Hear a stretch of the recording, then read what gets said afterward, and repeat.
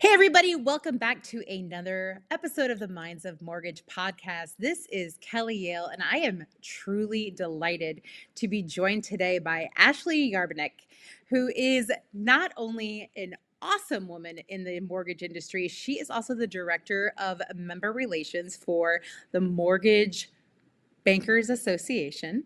And she's joining us today. Ashley, thank you so much for being here and chatting with us today. Thank you, Kelly. I am very, very excited to be here and talk about all things MBA and young professionals and anything you have for me. I love it. Tell me, whereabouts in the country are you?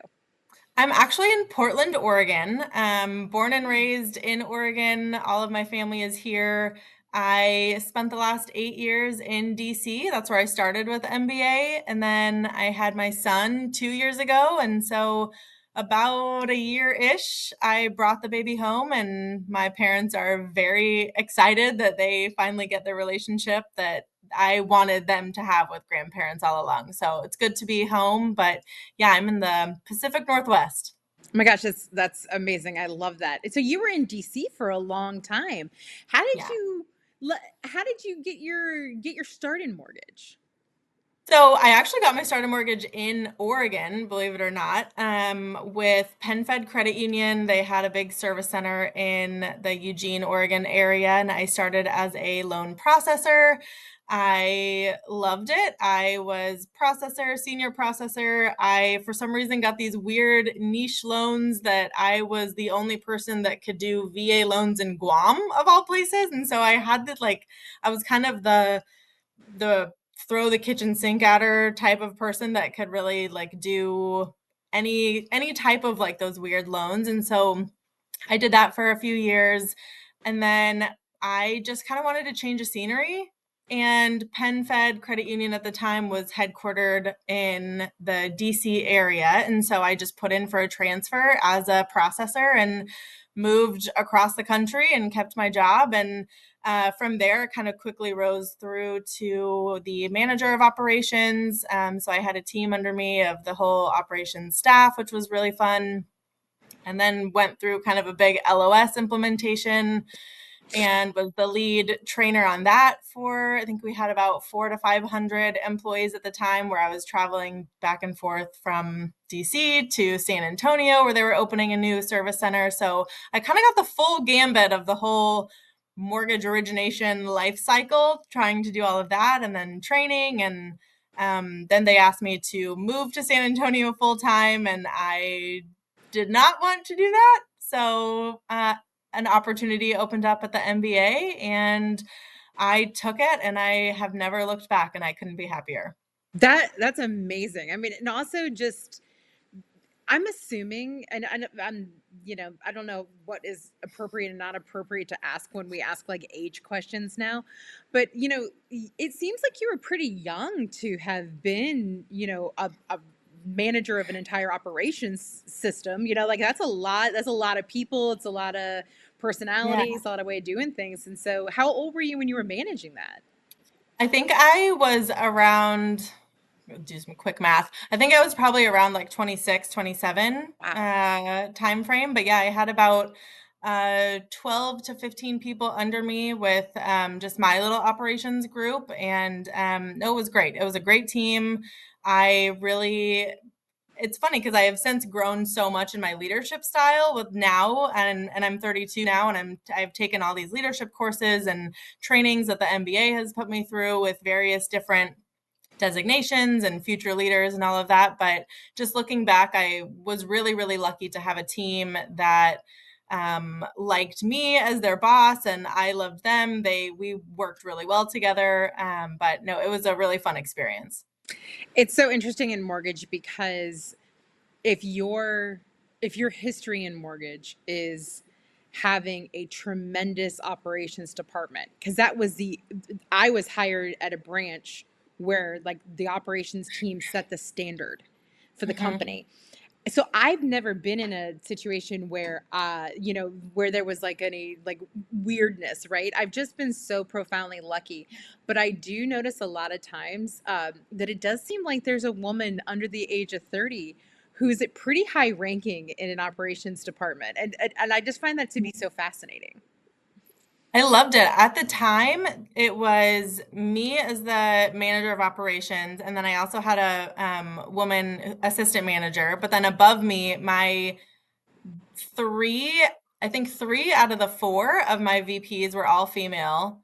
And then my senior VP was female. And then at the time, I think my EVP was also female, but she had ended up retiring. So at one point, with like a maybe 6 months to a year span, we had almost all female leadership, which was pretty incredible. So I'm going to ask you a question, and if you know, some people know this about me, some people do not. I am always so happy for and find myself profoundly jealous of women who are well mentored in mortgage. And it sounds like you had some pretty good leaders. And tell me about your experience with mentorship. I feel like probably the luckiest person alive when it comes to who I have been able to be mentored by. And I feel like that's why I'm so passionate about what I do today with trying to help young professionals find those mentors because I was so lucky.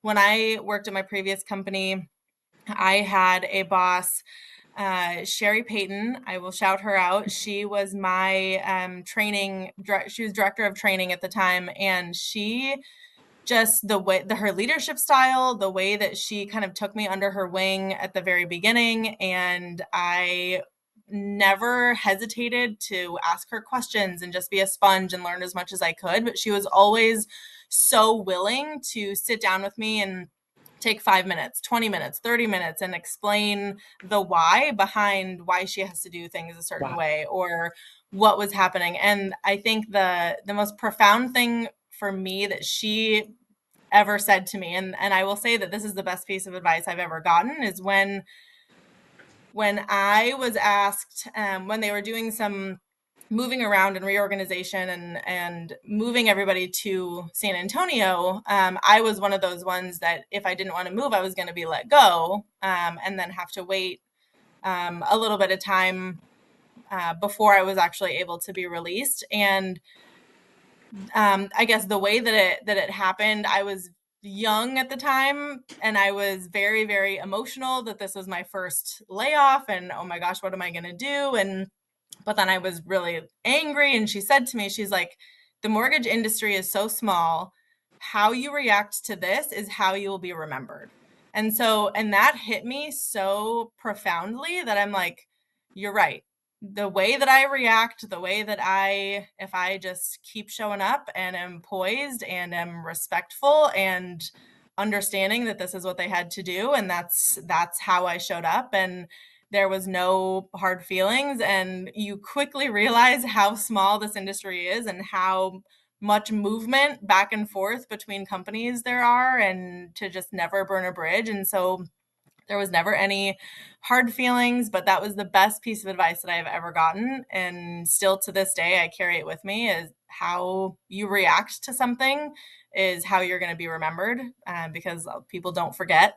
So I will say that she was 100% an incredible mentor and just continuing my legacy of amazing mentors at where I'm currently at. I have internal mentors within the MBA that are incredible female powerhouses that I turn to often. And then I have one specifically too, who was my CMB sponsor, Rhiannon Bolin, that she mentors me monthly just about so many different things that I can bounce off of her. And having, again, a strong female powerhouse that's in the industry that is well known and respected. And I couldn't feel luckier to be able to have these women in my life. I'm so thrilled for you that that has been Thank you. your journey. I did not have the same journey. I'll be really honest. And I think that, Yeah. I'm a bit older than you. But I mean, it's one of the things that is so incredibly important to me personally.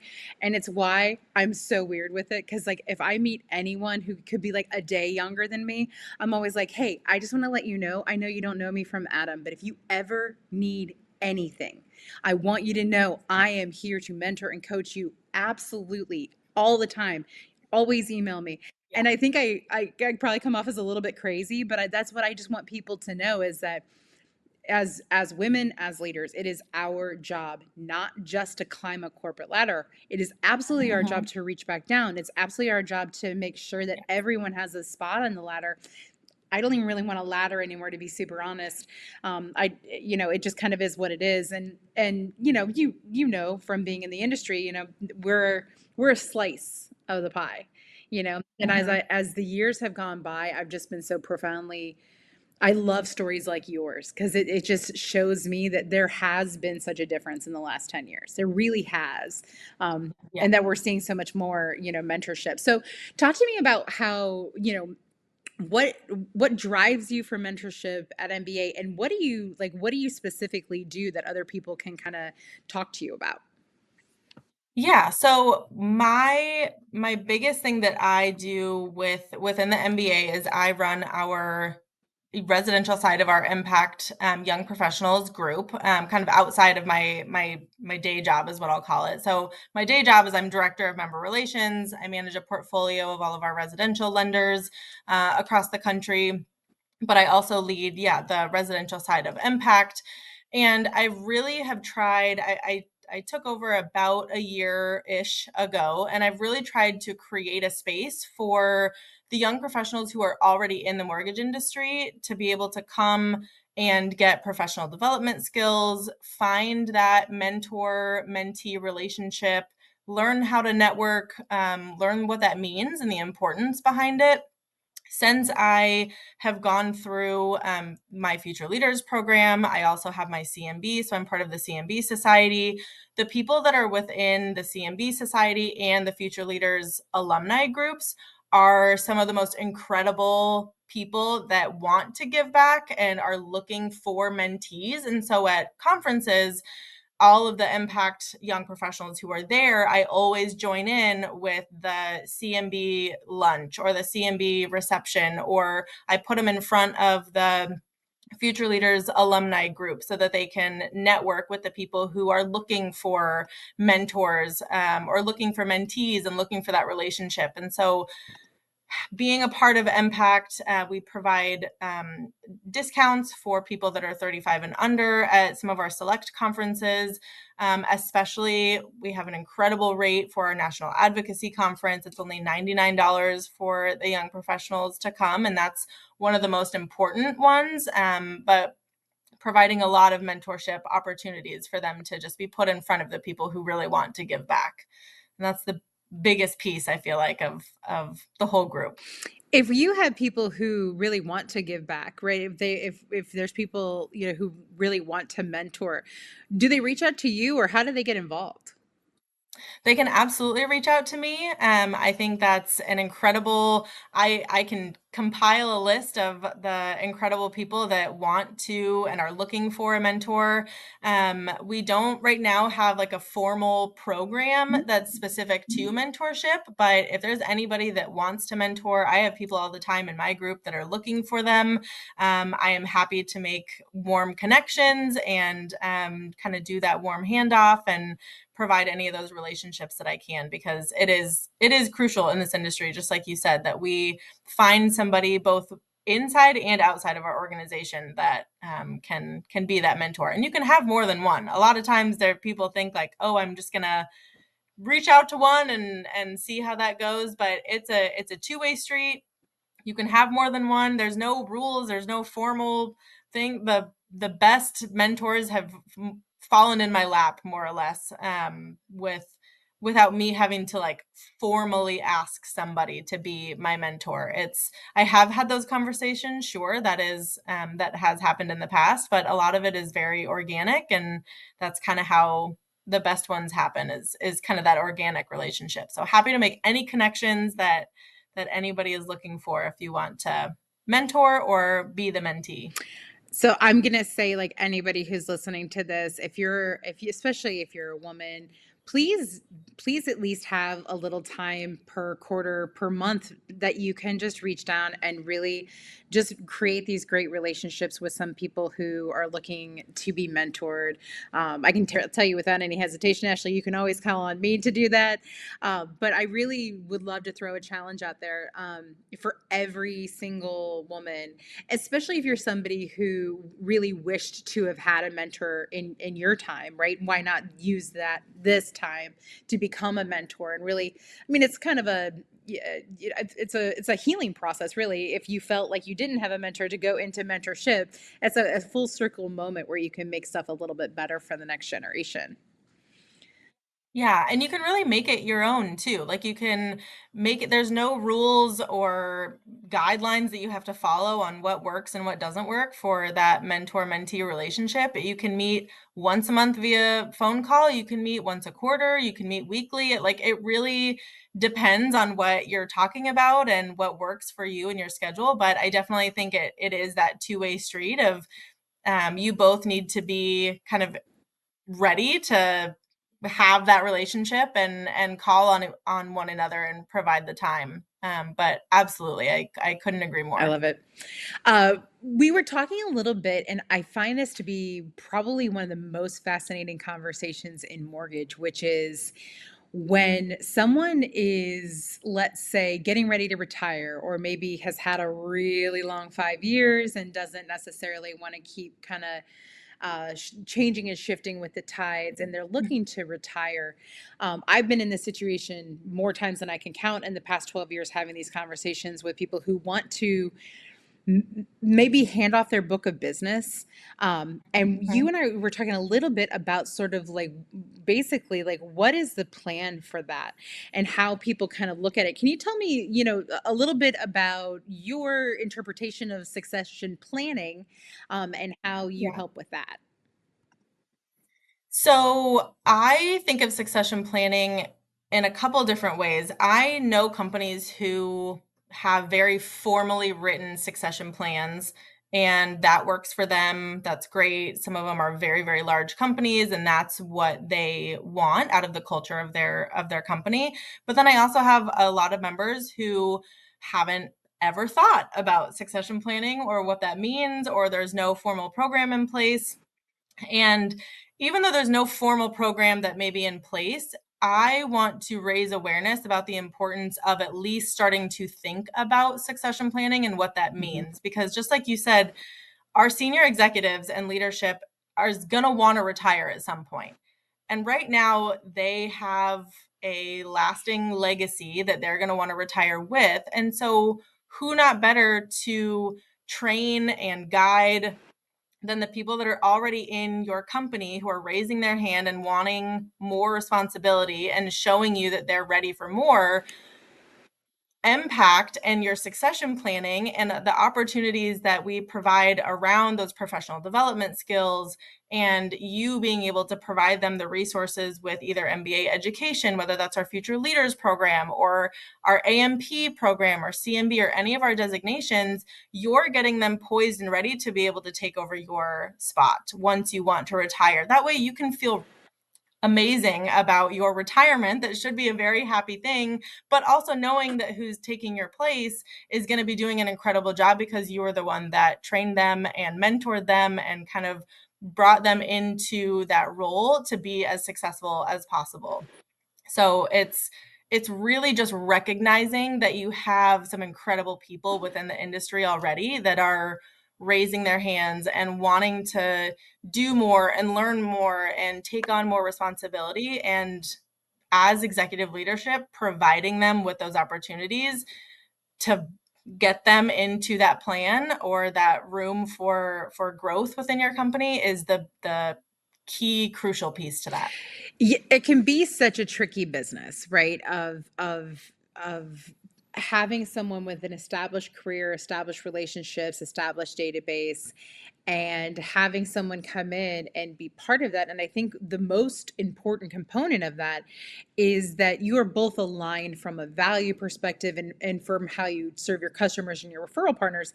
If you're aligned around that, right? Then it really is just combining sort of the two brands together and making that really successful.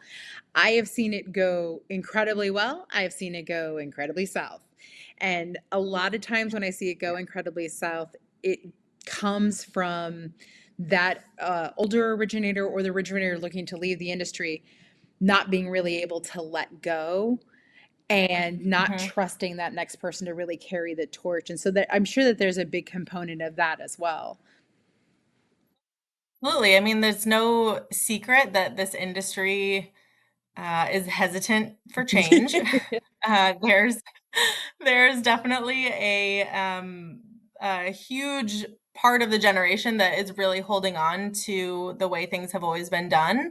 And I just feel like if you're so resistant to change, you're going to get left behind. And it's just going to make it even more difficult for the people once you do want to retire or once you do want to kind of make that jump. There's going to be that huge gap that you're now looking to fill. And it's just going to be a lot harder than if you were to just recognize that maybe the person directly under you isn't gunning for your job. Like, I don't want people to think of it as like you're Yeah. training these people to just take your job, because that's not the point of all of this.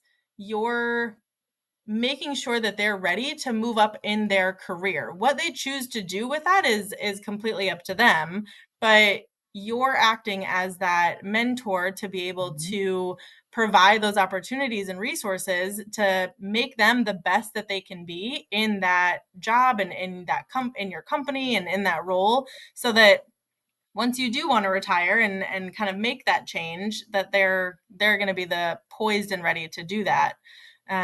Yeah, it's just people are definitely reluctant to change, and I think they're going to get a little bit left behind if they can't grasp on to the people that are really truly wanting to do more. I I could not agree more. Change has been adapting to change has been the most complicated part of my career in mortgage because coming from a digital marketing background, when I arrived on scene, I was already 2, 3, 4 years ahead of where most people felt comfortable being. And it very much felt like swimming upstream a lot of the time. And my team kind of makes fun of me now because they say that I'm ageist, but I'm not. It's just that when I talk to someone who's like under the age of 35, they're usually very receptive to how we can align things in a really kind of cheap and easy way and figure out what their strategy is going to be and deploy all these different kind of technologies that are really cool. And it's just fun to have conversations with people who are very excited about change when you've spent a long time kind of trying to get people to feel comfortable with change. But Hmm. I think that there is so much value in both sides of the coin. On the one side, to have the energy in the young sphere and being having the energy it really requires to be a high level loan officer in this market and doing all these different things like and being excited and pumped up for it. And then being on the other side of your career where you know all the tricks, guidelines like the back of your hand. Nobody can talk to somebody like you can. Those are such different skill sets. And when you combine those, Hmm. what an incredible opportunity for the consumers and the referral partners. You just have to find that right marriage to hand that book of business down to. Yep, I couldn't agree more. And when you talk about change, the biggest piece, and I talk about this to a lot of different people who are going through like the big LOS implementations, or where and I was the lead trainer for that huge LOS implementation we did that took 3 years. And the biggest piece of that truly makes those so successful, or really could be the make or break of it, is like a structured change management team to get people on board, because people don't want to change, especially, I'll say it, the loan officers who are on commission. They don't want to sit through 8 hours of training. They want to be out getting leads and working their loans. And I 100% get it. Those are commission. That's your money. That's your livelihood.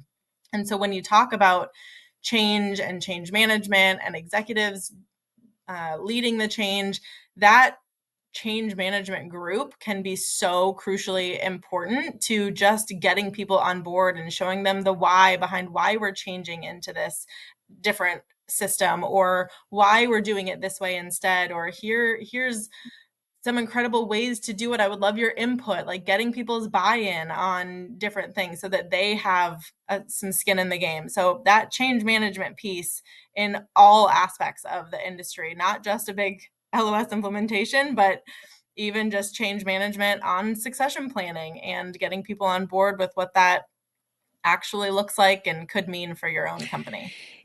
Change doesn't necessarily have to be a negative, but it 1000% is a Mm-hmm. constant. And we don't get to decide that we don't like change and therefore it won't be part of our lives. And if that were possible, it would Right. be one thing, but it's not.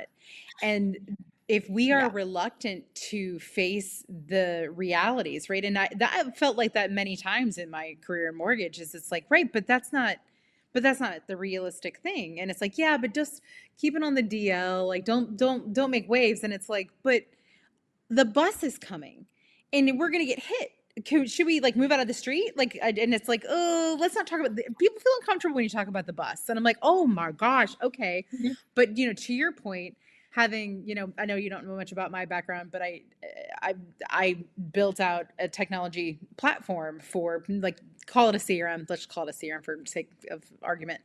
But what I learned really fast was if I needed to ask 2,000 plus loan officers to learn a new technology, I am dead in the water. However, if I take all technology and integrate that into one system and automate its behavior, I never have to ask anybody to learn anything. And the best of it just kind of shows up.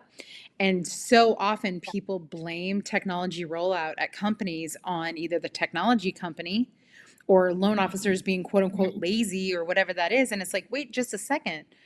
The reality is that you have shown them 7 different technologies in 2025 so far, and they're Yeah. overwhelmed because really all they care about is that they're going to get a check this month, that they're going to get these loans closed, and that's really where their focus is. And so if we're not, as a company and as a tech company, if we're not understanding that people don't have this much time, effort, energy, desire to be in another situation of another technology platform, then they have fatigue. We have to change ourselves then, and we have to change technology in general to serve the customer instead of asking the customer to be an expert in that technology. Yeah. Yes. Yep. We could Couldn't talk agree about more. that all day. I see you going, uh-huh, All yeah. I day. mean, I'm sure we've been a part of lots of little rollouts. Well, listen, I'm not going to keep you today, but I just wanted to tell you something, and I hope this doesn't sound weird. I'm really proud of you for what you do. I really am, and I don't say that a Thank lot. I'm you. actually getting a little teary. I swear to God, this is how emotional I am. But I really am proud of what you do. Oh, You're doing something that is tremendous, and I just really am glad that there's people out there who are, getting people excited about the industry, putting people together with mentors, figuring out really important and complicated things like, how do I hand off my business to someone I trust? And, what is the future of this industry? What does it look like? And so I'm just glad that the future of this industry has people like you in it. thank you. That means a lot. That's really sweet and great to hear. Absolutely, Thank you friend. so Thank you for much. joining us today. And everybody, we'll be back again next week with another amazing human being and making mortgage a really cool place to be. I love it. Thank you so much Absolutely. for having me, Kelly. I've had a blast.